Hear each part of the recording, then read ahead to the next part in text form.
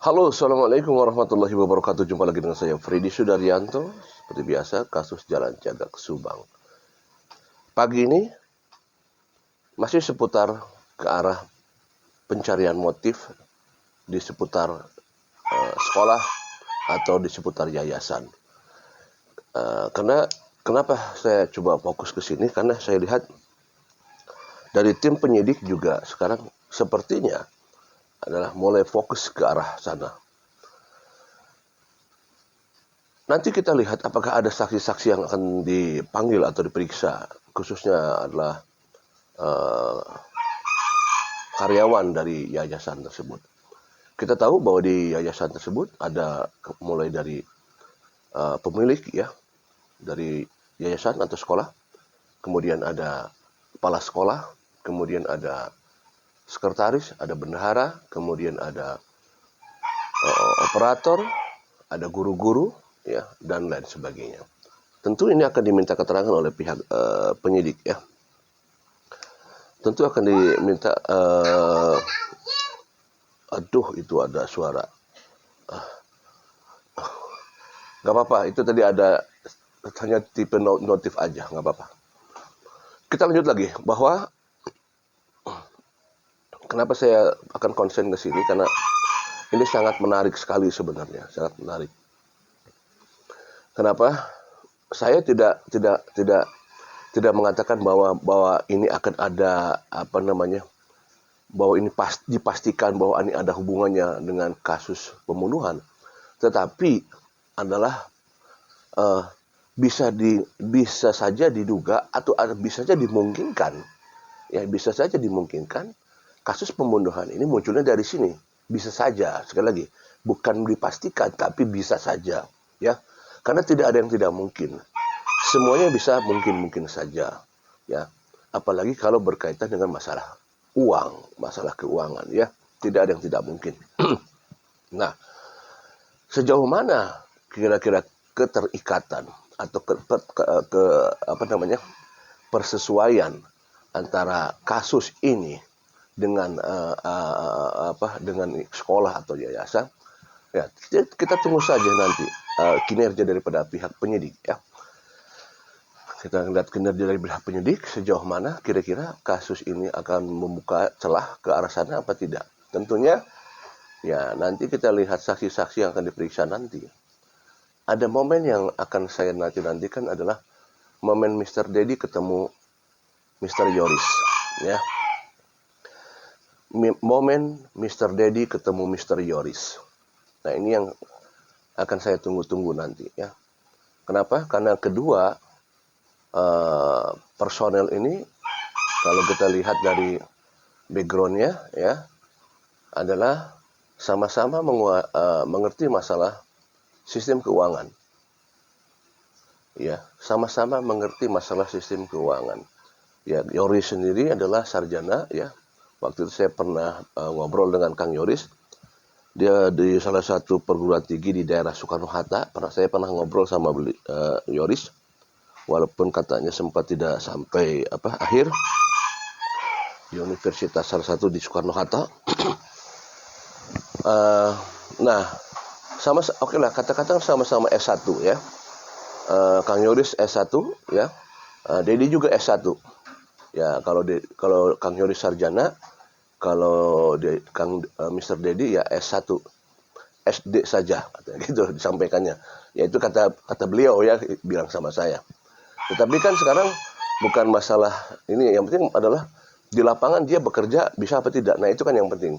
Artinya dia menguasai nggak bidang yang dia kerjakan. Kalau dia menguasai, ya tidak perlu pakai titel, ya. Sama-sama punya background di pekerjaannya sebelumnya. Mr. Dedi pernah bekerja di salah satu SMK juga sebelum bekerja di SMK yang di bawah Kang Yoris. Kang Dedi Mr. Dedi pernah bekerja juga di salah satu sekolah, di sekolah SMK di Palasari, ya. Dan sebagai keuangan juga atau bendahara juga, ya. Dan waktu itu bersama-sama dengan Pak Wahyu di salah satu sekolah itu, ya. Dan pernah berbarengan terus dengan Pak Wahyu di sekolah itu kemana-mana. Nah, tentu inilah momen yang akan kita tunggu, ya. Momen yang akan tunggu. Sorry, ini backgroundnya ini ya. Saya sebut itu background saya si Rembo ya, si Rembo yang di Jakarta nanti ketawa. Apa namanya? Momen Mr. Dedi ketemu Mr. Yoris. Ini nanti yang akan saya tunggu-tunggu. Apalagi kalau ini sampai dikonfrontir, ini akan sangat mantap sekali ini sebenarnya. Kenapa? Karena masing-masing pasti punya pegangan. Mr. Dedi punya pegangan, Mr. Yoris juga punya pegangan pasti nanti di hal masalah yayasan. Apalagi kan Yoris selama ini sebagai ketua daripada yayasan ya, akan mengerti banyak hal-hal yang masalah yayasan. Tetapi tidak mengecilkan seorang Mr. Dedi, karena Mr. Dedi adalah bagian keuangan, bendahara. Bagian keuangan ini adalah hal yang sangat rentan, hal sangat urgent di sini ya. Kenapa? Karena berkaitannya dengan perputaran uang, ya, perputaran uang, di mana bendahara akan bisa mencairkan suatu keuangan itu bersama dengan kepala sekolah. Karena kalau tidak ada tanda tangan kepala sekolah dan bendahara, maka tidak bisa cair apapun itu. Maka peran daripada Mr. Dedi ini sangat urgent. Sekelas owner saja tidak bisa mencairkan kalau bendahara ini masih ada orangnya, ya. Kepala sekolahnya masih ada. Nah, kecuali kalau sudah ada pelimpahan kuasa. Misalkan pelimpahan kuasa kepada owner, nah itu lain masalah. Tetapi kalau misalkan si bendaharanya masih ada, kemudian ketuanya, kepala sekolahnya masih ada, maka inilah yang harus bisa menandatangani dan untuk mencairkan daripada keuangan, terutama masalah dana bos ya. Nah, sejauh mana nanti kita akan tunggu bagaimana antara Mr. Yoris dan Mr. Dedi. Kita tahu bahwa Mr. Dedi ini pernah diperiksa ya, pernah diperiksa di Krimsus. Nah, kita lihat apakah ada pergerakan-pergerakan ya. Apakah ada pergerakan-pergerakan sejak mulai terendus, sudah mulai tersebar bau-bau ke arah penyelidikan, ke arah yayasan? Apakah ada pergerakan-pergerakan? Apapun itu pergerakannya. Baik itu pergerakan dari personality orang di yayasan atau pergerakan dari orang luar menuju ke yayasan. Itu sudah tampak. Pergerakan itu sudah tampak. Saya tidak akan sebutkan siapa orang-orangnya di sini ya. Tapi personality yang bergeraknya sudah ada. Dan itu sudah ada datanya. Dan itu sudah ada buktinya, pergerakan-pergerakan itu. Artinya apa ya? Semacam ada gerakan-gerakan pada saat ada isu-isu seputar ini mulai melambung ke atas, maka pergerakan itu mulai muncul. Ya, pergerakan itu mulai muncul. Yang tadi saya sampaikan, baik itu pergerakan personality dari orang-orang yang berkecimpung di sekolah atau yayasan tersebut, juga ada pergerakan dari luar juga. Nah, ini luar biasa. Satu hal yang memang saya lihat dari secara kasat mata adalah berarti ada sesuatu hal. Berarti ada sesuatu hal. Saya katakan kalau misalkan fine-fine saja, ya tenang-tenang baik gitu. Tidak ada masalah harusnya. Tidak usah kerusak-kerusuk gitu, seperti itu ya. Nah, tentu pergerakan ini kan terpantau baik satu sama lain. Katakanlah misalkan di sini ada orang-orang yang yang memang berkecimpung di sekolah ini. Nah, semuanya tentu adalah sudah dipantau juga oleh pihak penyidik, saya yakin. Saya yakin pihak penyidik sudah membaca semua gerakan-gerakan itu. Saya yakin sekali. Kenapa? Karena memang saya bilang penyidik sekarang ini berbeda. Bukan seperti saya mengatakan yang sebelumnya tidak baik ya. Tetapi yang ini yang sana baik, yang ini sekarang lebih baik gitu. Yang sekarang ini tim khusus ini lebih baik. Saya kira seperti itu. Ke arah keseriusan mulai nampak sekali ya. pergerakan di lapangan juga walaupun dikatakan senyap ya kita akui tidak akan, walaupun senyap ya, katakanlah senyap dari pihak penyidik, tapi kan masyarakat banyak yang melihat ada gerakan-gerakan yang sifatnya tidak seperti biasanya, maka akan menganggap wah ini berarti gerakan penyidik. Sebetulnya kan masyarakat melihat gitu kan, pendekatan-pendekatan kan, masyarakat bersuara. Apalagi sekarang YouTuber juga punya kontak-kontak gitu kan. Akhirnya banyak yang menghubungi, oh, Bang Fred, saya melihat ada gerakan ini. Oh iya, siap. Itu kan hanya sebagai info yang saya dapat saja demikian. Tapi kan apakah kebenarannya apa benar tidak? Ya, katakanlah bahwa itu ada gerakan seperti itu. Artinya ada keseriusan, ya, ada keseriusan. Dan juga dari segi katakanlah kalau misalkan diwawancara di BAP yang sifatnya yang sebelumnya misalkan slow, mungkin yang sekarang ini bukan tidak slow, mungkin agak sedikit gitu kan, agak sedikit hard gitu, barangkali seperti itu ya. Nah, apalagi kalau kita lihat BAP kemarin itu disaksikan oleh pimpinannya langsung sampai subuh itu. Nah, itu kan sangat luar biasa. Ini tanda keseriusan gitu kalau saya lihat. Nah, mudah-mudahan apakah dari yang saya sampaikan dari bagian ini, celah ini, sekolah ini, yayasan ini, apakah ada celah menuju ke arah sana? Ya, kita hanya bisa menduga-duga saja. Tapi ini sangat luar biasa. Ini sangat menarik dan kita akan menantikan celah ini ya. Apakah sumbernya memang dari sini? Kita tunggu saja ya. Kenapa? Ya ini sekali lagi berhubungan dengan masalah keuangan. Aduh. Ini masih di sini nih.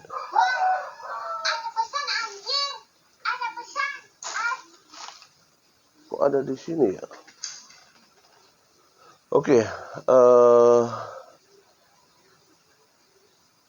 apa namanya? Sorry, saya jadi blank lagi nih pikiran saya karena ada masuk.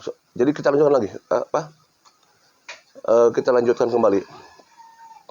Apa namanya? Sampai di mana tadi saya lupa lagi. Oke, saya menunggu. Saya menunggu.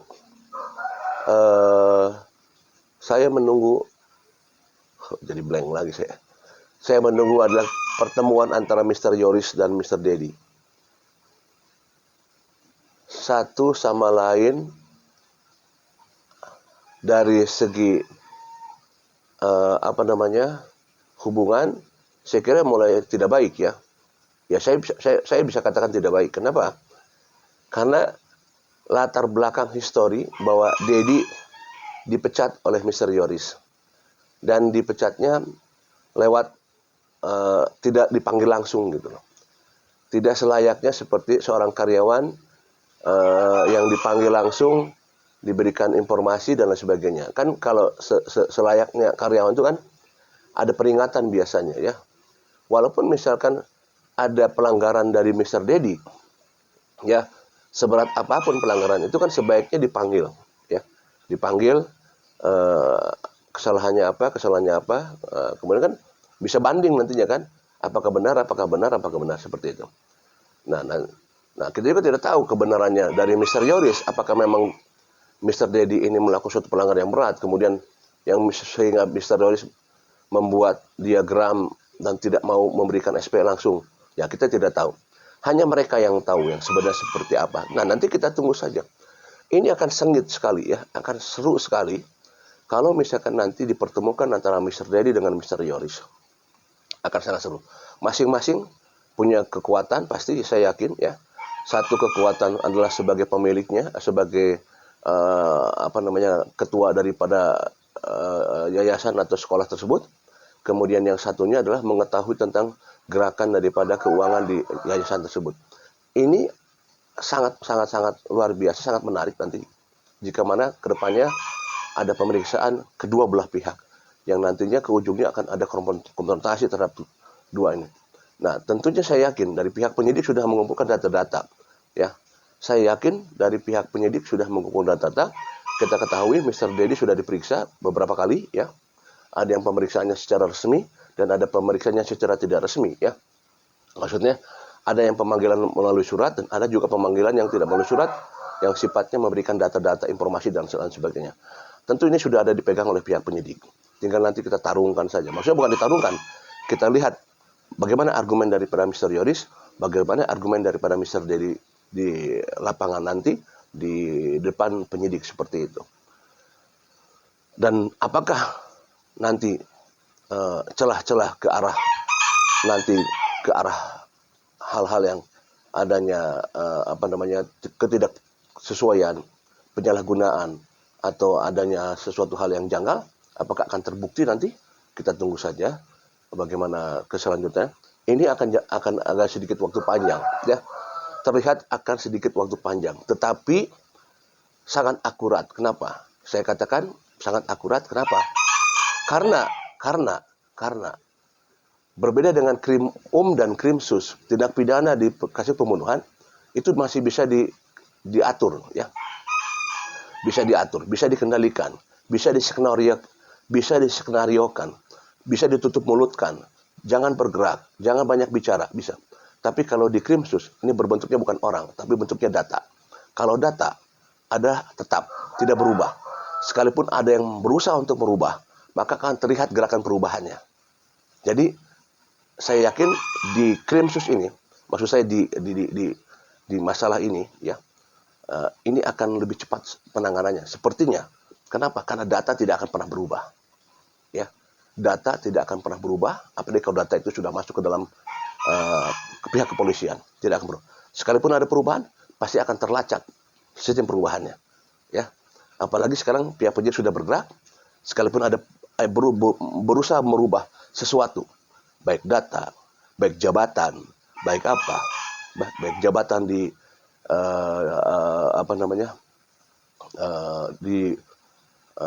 jabatan masalah untuk pencairan dan sebagainya, ada perubahan, nanti maka akan terpantau ini semua. Sekali lagi, data tidak akan berubah.